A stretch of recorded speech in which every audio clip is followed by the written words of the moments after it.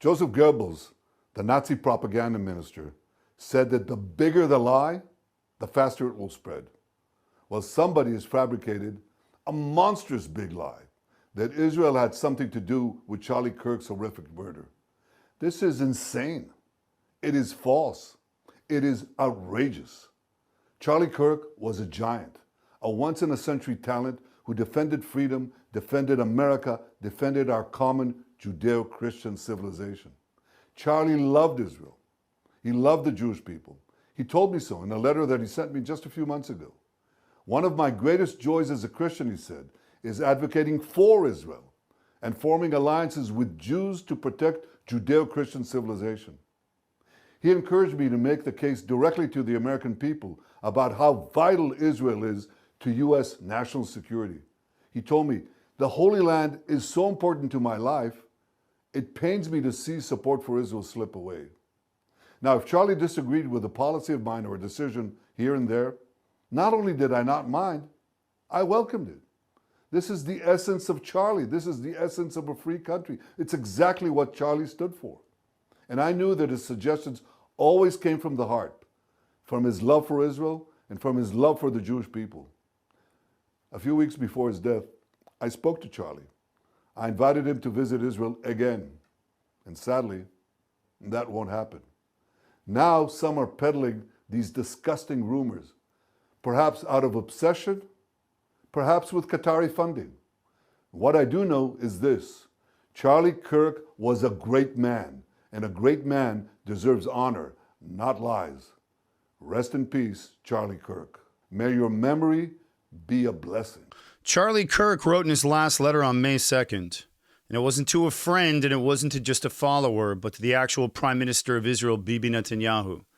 And in that letter, Charlie warned Israel was losing the information war. He gave 7 concrete steps to fight back. He said it came from a deep place of love for Israel and the Jewish people. And days later, after his assassination in Utah, that same letter was twisted into something ugly. Something that we've been seeing for the last 24 months. Propaganda designed to smear Israel, to fuel deep right pocket conspiracy theories. And on this episode, I'm going to show you what Charlie really wrote and why it mattered and why the lies being spread now aren't just wrong. They continue to be dangerous for Israelis and Jews around the world.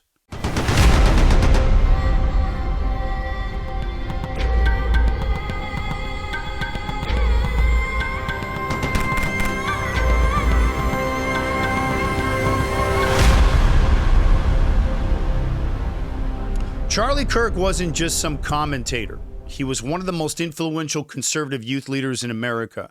Guy was an absolute beast. He spent years speaking on campuses, facing down hostile questions. Israel's an apartheid state. Why does America bankroll genocide? Did Israel do 9/11? We've all heard these garbage conspiracy theories. Absolute nonsense. And Charlie was blunt, an old school native Chicagoan who grew up no nonsense. And he said that Israel was losing support among Gen Z, even among some conservatives, and he called it a 5-alarm fire. He told Bibi straight, you're losing the information war, and I agree. And I want to talk about the letter. Here's what Charlie actually wrote. He told Netanyahu to stop subcontracting the defense of Israel to American surrogates. He said Israel needed a rapid response team online, the way Trump's White House had. Israel needs to step up its influence game. And he pushed for an Israel Truth Network, which is what he called it. I think it's a good idea. A hub to fact-check lies in real time. He wanted hostages released from Gaza to go on speaking tours in the U.S. to show Americans the human reality of what terrorism looked like on October 7th and what Israel deals with on the ground constantly.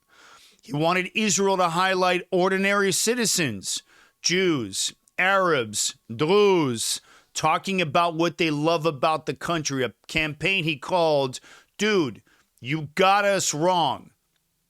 And he said, tear down the old ways of communicating. I don't disagree. No more dim podiums, no more stale spokesmen from the 70s. Start fresh.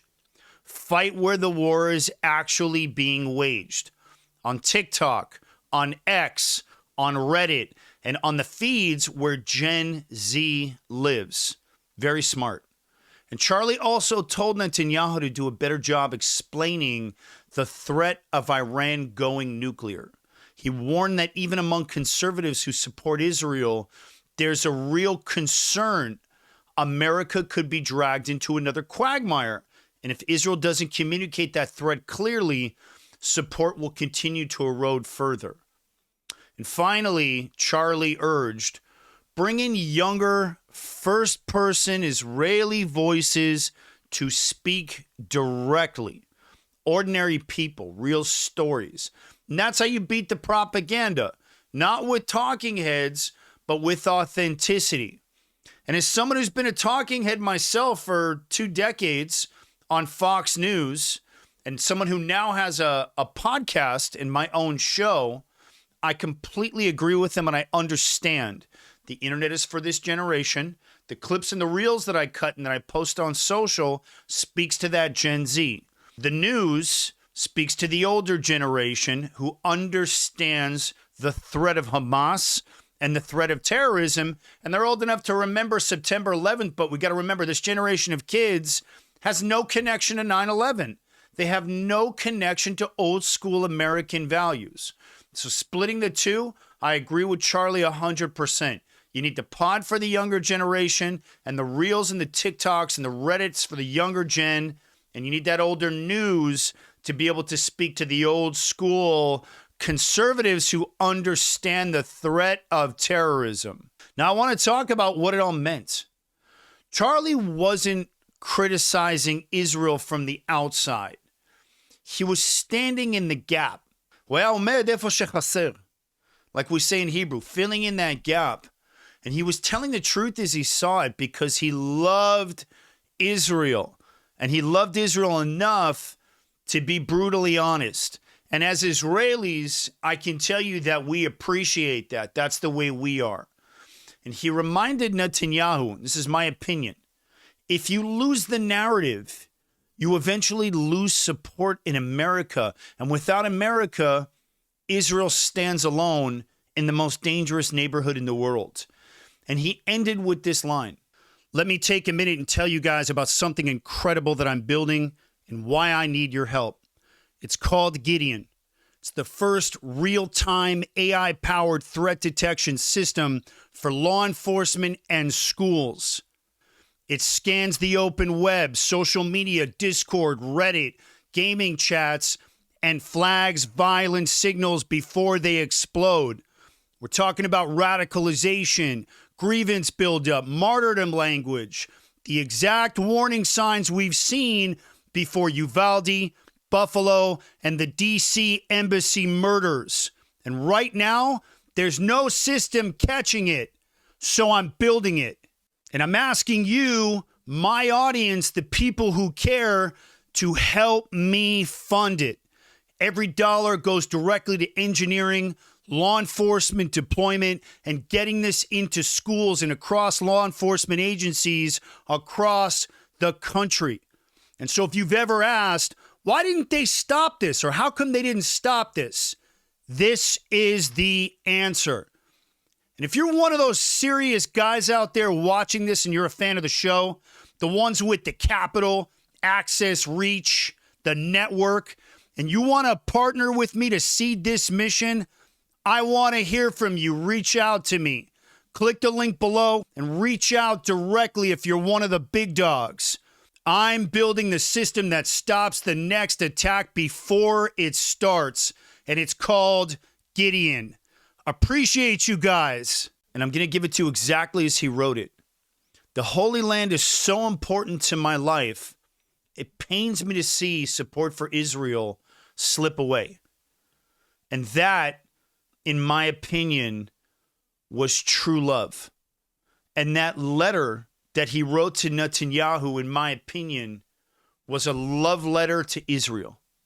So I want to talk about the lies. And so after the assassination, what happened? Candace Owens, Ian, what's his face, Carol, and all these others claim Charlie was being blackmailed into defending Israel, and that he didn't mean it. He didn't mean all the wonderful things that he said, and that somehow Israel itself was behind the murder. Let me be very clear. That is an outright lie. It's outright garbage. It's nonsense. A monstrous falsehood, in Netanyahu's words, and I agree with him. And Bill Ackman, the famous tech giant, even published private text proving Charlie stood exactly where he always did, with Israel. But I want to say this real quick. I can see how the woke right can be so easily spun into thinking that Israel was behind something like this when you've got such a capable, creative, and dangerous intelligence operational capability like Mossad. And those operations that we pull off should not be looked at lightly. I agree with you. We have a tremendous operational capability, and we are very lethal. But let me make this clear. We target terrorists. We target terrorist leaders. We target terrorist organizers and financiers. And if you stand to destroy Israel via terrorism, we will target you. But we do not target friends. And we do not target people who speak nonsense. We don't have time. We're facing a terrorism war. The information we can deal with. And eventually Israel will get good at fighting back at that. So make no mistake. We don't waste our time with Candace Owens. We don't waste our time going after influencers. And we certainly don't attack friends of Israel. And now that the letters are out, it's painfully clear that falsehood and misinformation is being pushed here for over a week and a half. And just so you know the facts, Charlie's accused killer, Tyler Robinson, 22, who was arrested within 36 hours because of Kash Patel's FBI work and Dan Bongino's fine FBI work, is now facing the death penalty. Get that through your skull. Was killed by a trans-dating 22-year-old killer who was radicalized online by a CCP and Russian-backed algorithm. It's called fifth-gen warfare. Look it up. And the same algorithm that's indoctrinating far-left idiots and far-right idiots into the propaganda pool. This is a much larger problem that America is facing, but don't worry. Israel is behind America, and together, Israel will put its finger on exactly the source of all this indoctrination. It's exactly why I'm building Gideon, the first AI threat detection platform to take down and catch these lone wolf terrorists before they load the gun. Let me make it very clear. Tyler Robinson is facing the death penalty. Israel would never have anything to do with the assassination of an American and a friend. But once again, the propaganda machine spins up. Truth doesn't matter. And that's exactly the world that Charlie was warning us about. So here's the big picture. Charlie's letter wasn't just about Israel. It was about how free nations fight in the digital age. And that same propaganda that was being spun up is exactly what Kirk was speaking to. Iran has troll farms. Russia has troll farms. Thousands of them. Hamas has propaganda wings. Millions of bots, lies are being pushed into America's feed every single day. And unless we meet them head on, we lose. And this is a different battlefield. This is the fifth-gen battlefield, as I was saying. But we need to win in the minds of the next generation. And Charlie saw that and did what he could to try and stop it. So I want to close it out with this. Charlie's last letter wasn't a secret. It wasn't some deep state conspiracy. It wasn't blackmail. It was love. Nothing more. A Christian leader in America telling Israel, wake up, fight harder, don't let the lies win. And if we let his words get twisted And the propagandists succeed if we tell the truth, if we build the systems Charlie called for, then his voice lives on. And that's where I'm at with that. And this isn't, again, it's not just about Israel here. It's about survival in a new kind of war. This is 5th gen. This is the digital war. I want to thank you guys for watching this one. I'm going to come back to more of these propagandists. This digital war and this truth war will continue. I want to thank you guys for watching. If you guys are a fan of the show, do me a favor. Donate to Gideon, my AI threat detection platform. We're close to closing our seed rounds. Until we do, every donation helps me build America's early warning system. It's a behavioral-based threat detection system I'm building for local law enforcement. They're the ones where these shooters keep popping off in our local backyards. They need the intelligence to be able to preempt these attacks so that they can get to those shooters before they load the gun. I'm Aaron Cohen. You're watching the Aaron Cohen Show, and I will catch you guys on the next one.